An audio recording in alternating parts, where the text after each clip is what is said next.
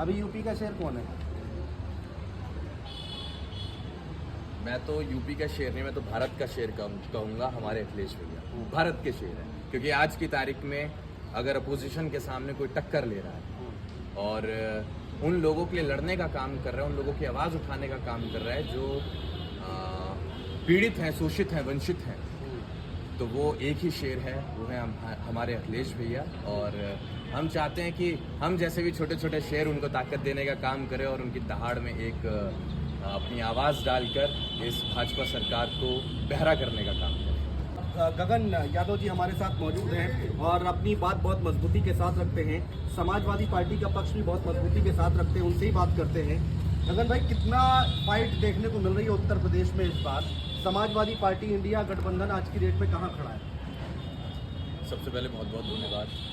और रही बात फाइट की, तो मैं डंके की चोट पर ये कह सकता हूँ कि इस बार भाजपा को अगर कोई टक्कर दे सकता है तो समाजवादी विचारधारा टक्कर दे सकती है। और इंडिया गठबंधन जो हमारा है, ये आपको इस बार बैटलफील्ड में बहुत अच्छे तरीके से लड़ता हुआ नजर आएगा। पश्चिमी उत्तर प्रदेश में क्या देख रहे हैं? पहले चरण की बात कर लेते हैं। 8 सीटों पर मतदान होना है पहले, और वहीं से बहुत सारा परसेप्शन बनना शुरू हो जाएगा पूरे उत्तर प्रदेश में आखिरी चरण तक। तो पहले 8 सीटों का विश्लेषण क्या कह रहा है? देखिए, मैं राजनीतिज्ञ तो नहीं हूँ, ऐसी कोई प्रिडिक्शन भी नहीं दे सकता हूँ और कुछ बता भी नहीं सकता हूँ। बहरहाल इतना ज़रूर कह सकता हूँ कि चुनाव में आपको मज़ा आने वाला है और जितनी मजबूती से इस बार कैंडिडेट चुनाव लड़ेंगे, उसी से आपको अंदाज़ा लग जाएगा कि आगे किसकी लहर और किसकी हवा चल रही है।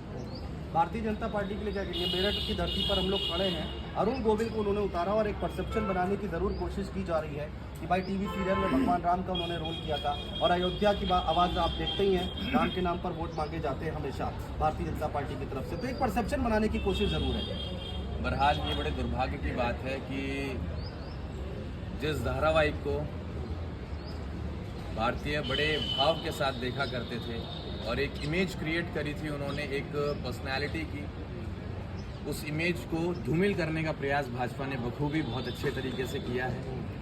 मेरा ऐसा मानना है कि उन्हें पॉलिटिक्स में नहीं उतारना चाहिए था। वो कहते 370 हमने हटाया, 3 तलाक हमने हटाया, यहाँ पर सड़कें हमने बनवा दी, आप राशन हम दे रहे हैं, शासन हम दे रहे हैं, कानून व्यवस्था हम सही कर रहे हैं।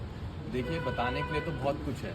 अगर हम भी ताकत में आएंगे कभी तो एक की 4 बता सकते हैं, जो कि हम लोग नहीं करते हैं। और यही शायद सबसे बड़ी गलती है कि हम उस चीज़ को जितना करते हैं उतना प्रेजेंट नहीं कर पा रहे हैं, उसको उतना ज़्यादा दिखा नहीं पा रहे हैं। लेकिन भाजपा की ये बहुत अच्छी खूबसूरती है, जिसके लिए मैं धन्यवाद कहना चाहूँगा कि उन्होंने हमें सिखा दिया है कि करो 1 और गाओ 10।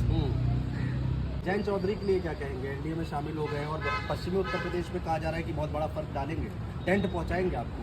हम पश्चिमी उत्तर प्रदेश से ही आते हैं और मेरठ से ही मैं हूँ, और मैं कह देना चाहता हूँ जयंत चौधरी ने अपने पैरों पर कुल्हाड़ी मारी है और जिसका खामियाजा उन्हें भविष्य में ज़रूर भुगतना पड़ेगा। आराम से चलते, जल्दबाजी किस बात की? एक भारत रत्न दे देने से आपने खिलवाड़ किया है उन लोगों के सपनों पर, विश्वास पर, उम्मीदों पर, जो आपको एक बदलाव के तौर पर देख रहे थे और समाजवादी विचारधारा से आपको जोड़कर देख रहे थे। तो मैं ये यकीनन कह सकता हूँ कि भविष्य में उनकी राजनीति खतरे में है। और रही बात 24 की, तो मैं इतना कह देना चाहता हूँ, बदलाव होगा, आज नहीं तो अगली योजना में भाजपा जाएगी। बहुत शुक्रिया हमसे बात करने के लिए और तमाम चर्चा करने के लिए।